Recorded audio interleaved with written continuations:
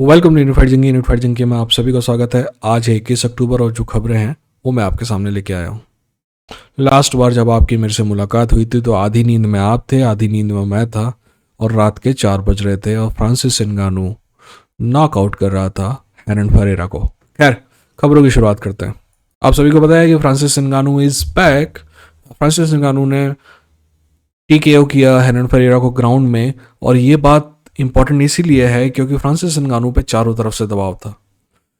एक तरफ यूएफसी की तरफ से भी दबाव था उस पर कि यूएफसी ये साबित करना चाहता था कि फ्रांसिस नगानू यहाँ से जाने के बाद कम से कम एमएमए के लायक नहीं रह गया है। वहीं दूसरी तरफ पीएफएल की तरफ से भी दबाव था क्योंकि पीएफएल ने काफ़ी सारा पैसा खर्च किया है फ्रांसिस नगानू के लिए। और तीसरी तरफ फ्रांसिस नगानू अपने आप में ही काफ़ी दबाव में था क्योंकि उसके घर में जो ट्रेजिडी हुई है उसके बाद फाइट करना it was very hard for him. But in सब के बावजूद प्रेडेटर ने साबित किया कि आखिर वो प्रेडेटर क्यों है। पर और हाँ, वो चूतिया जो जिनको लगता है ना कि हेरन फरेरा इजी फाइट थी, दोस्त हेरन फरेरा अगर यूएफसी में होता ना टॉप 5 फाइटर होता। ठीक है, गलत फहमी में ना रहना। अगर तुमने सिर्फ एक फाइट पे हेरन फरेरा को जज कर रहे हो तो that's your mistake not mind.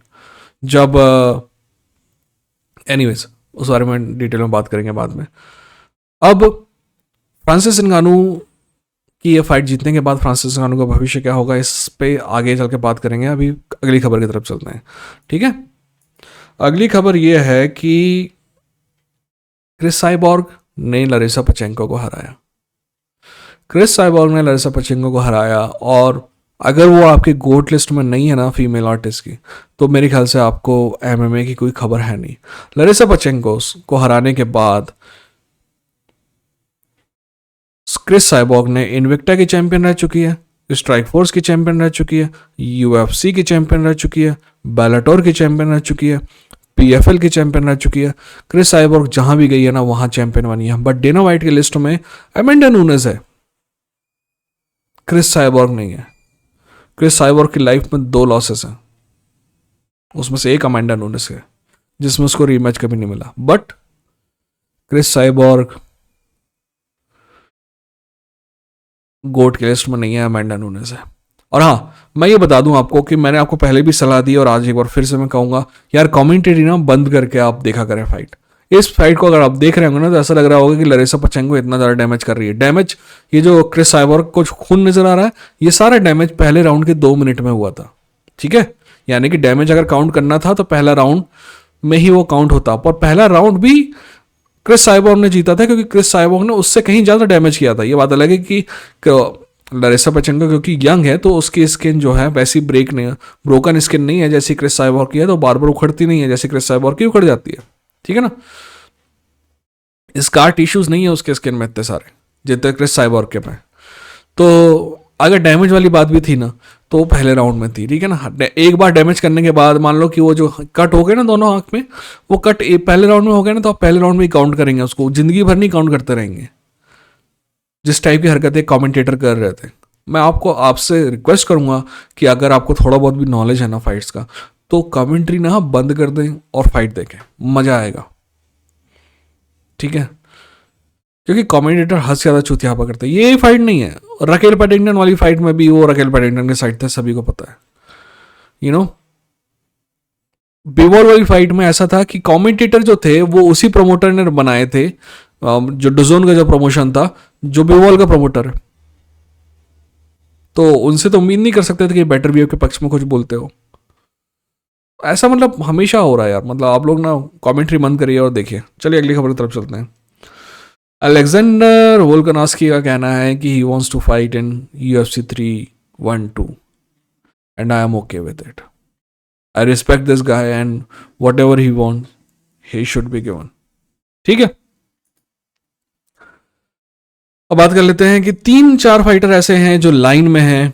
Francis नगानू को बोला था ना आपको भविष्य के बारे में बात करेंगे, तो अभी बात कर लेते हैं।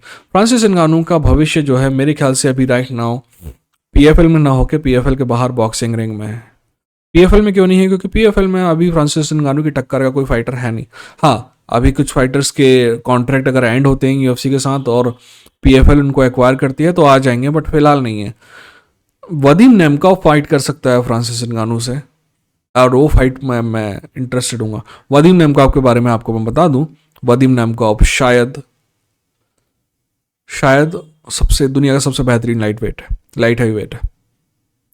लाइट हैवी वेट दुनिया का सबसे बेहतरीन वदीम नैमकॉव है, और मिडिल वेट दुनिया का सबसे बेहतरीन जॉनी एबलन है ना, और दोनों के दोनों पीएफएल में है।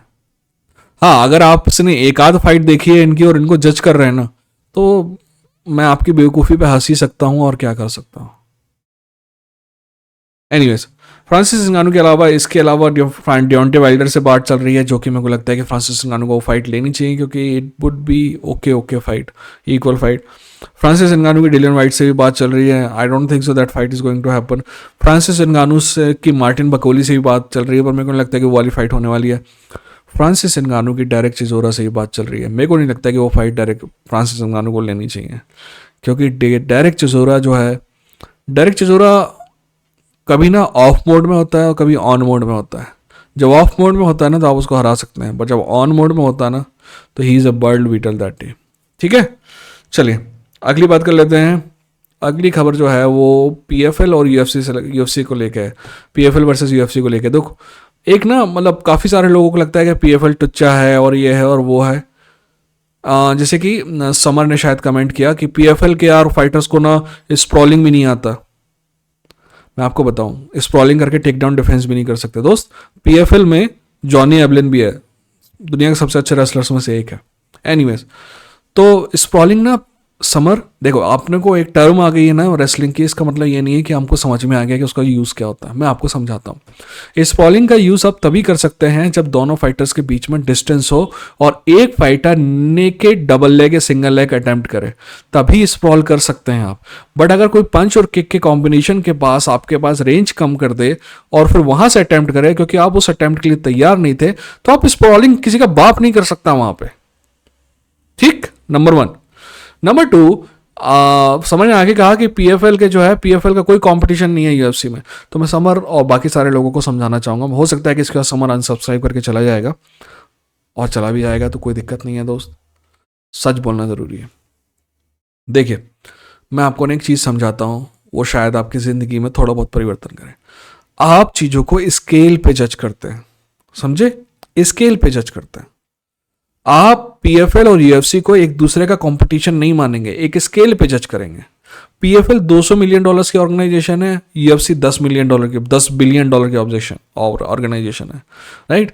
दोनों में 50 गुने का फर्क है, तो दोनों को आप ऐसे कंपेयर नहीं करेंगे, है ना, स्केल में कंपेयर करेंगे। मैं आपको और कैसे इजी समझाऊं, मैं आपको एक अपनी खुद की याद बताता हूँ, राइट। बैंगलोर टाइम्स में बोम्बेली विजय कुमार क्रिकेट पे लिखता था। 1996-7 के आसपास बोम्बेली विजय कुमार ने लिखा कि Bangladeshi tigers will rule the day one day.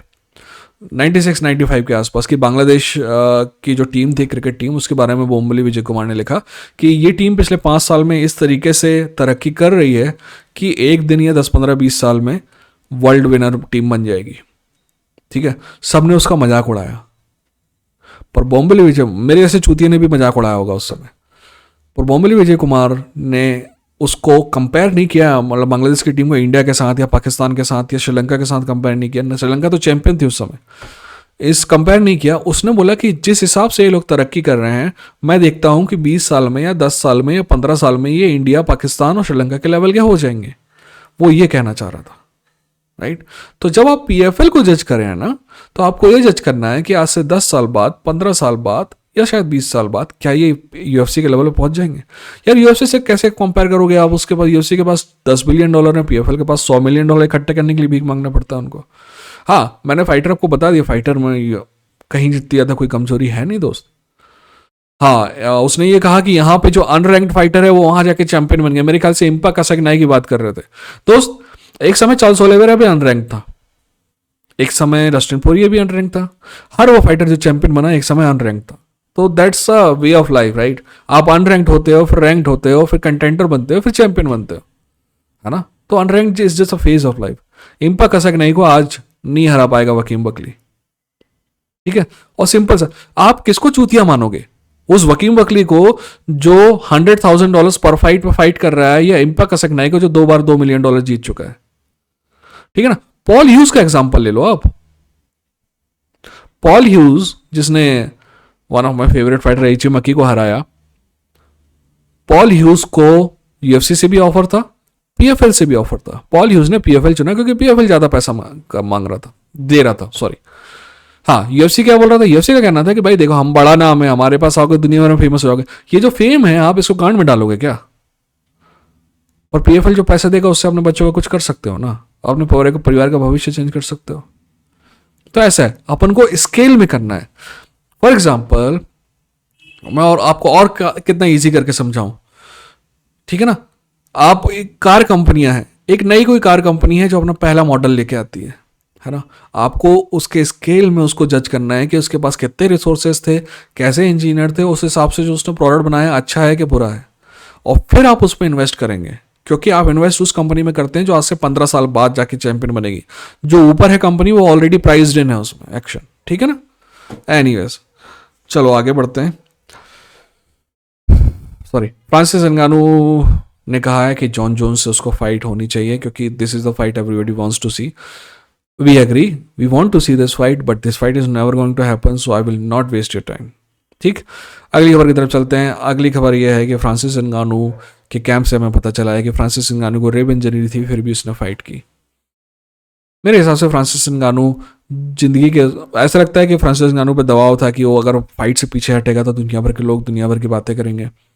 मेरे हिसाब से फ्रांसिस नगानू ने जिंदगी में इतना कुछ हासिल किया है कि उसको इस बात से फर्क नहीं पड़ना चाहिए कि कोई चूतिया उसके बारे में क्या कहता है क्या नहीं कहता है। So it's okay. अगर इंजरी की वजह से फाइट पोस्टपोन भी करनी पड़ती तो I would have taken his side. Anyways उसने नहीं की। अगली खबर की तरफ चलते हैं और ये आखिरी खबर है। क्रिस साइबॉर्ग का कहना है कि 2025 शायद उसके करियर का आखिरी साल होगा, and I am okay with it. She has been a warrior and what can I say about her. In my women's MMA she is on the top, and शायद राउंडा राउजी और अमेंडा नूनेस और bullet के लिए भी जगह है उसमें, है ना। अगर माउंट रशमोर हम बना रहे हो तो ये चार रहेंगे। I don't like Amanda Nunes but उसकी भी जगह तो है, बट टॉप पे तो साइबॉर्ग ही है। ठीक, अपने ख्याल रखिए, अपने को ख्याल रखिए। ये तो इनफर्ट जंगी, लड़ेंगे जीतेंगे।